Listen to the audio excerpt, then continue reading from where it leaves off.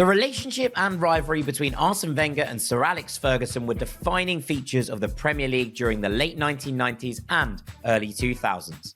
Matches between Arsenal and Manchester United became some of the most eagerly anticipated fixtures in English football.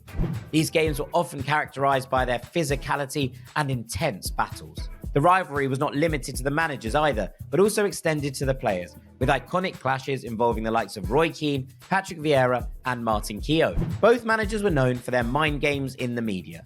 They would often engage in psychological warfare to gain a mental edge over each other.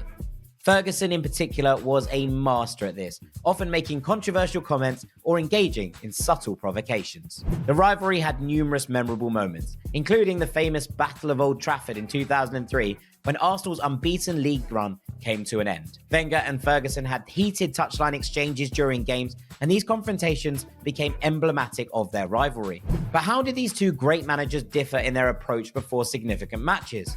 According to Rio Ferdinand, who played under Ferguson, the Scotsman had an unpredictable way of motivating his players. He'd call them into his office, keep them on their toes, and use mind games to ignite their passion and determination. Ferdinand said, "You just never knew what was coming.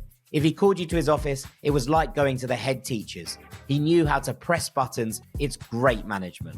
In contrast, Martin Keown, who was part of Wenger's successful Arsenal teams, revealed a different approach. Arsene was quite different. He created an environment of invincibility, playing the music simply the best before we'd rock up at a stadium. Keown once told a BT Sport panel, much to the amusement of Ferdinand. Whilst the idea of Arsenal's revered invincibles listening to Tina Turner classics before big games is obviously very amusing, it clearly had the desired effect for Wenger at the time.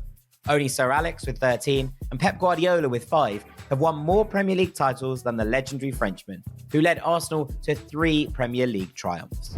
Over time, as Arsenal's dominance waned and the intensity of their rivalry lessened, the relationship between Wenger and Ferguson began to soften. They went from being adversaries to acquaintances, if not friends. Speaking in 2021, Ferguson paid tribute to Arsenal's unbeaten Premier League campaign under Wenger in 2003-2004, a feat that is still yet to be matched.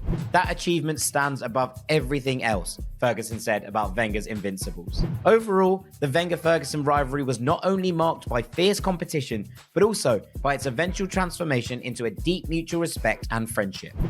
These two iconic managers helped to define the Premier League era, and their relationship remains a significant chapter in the history of English football.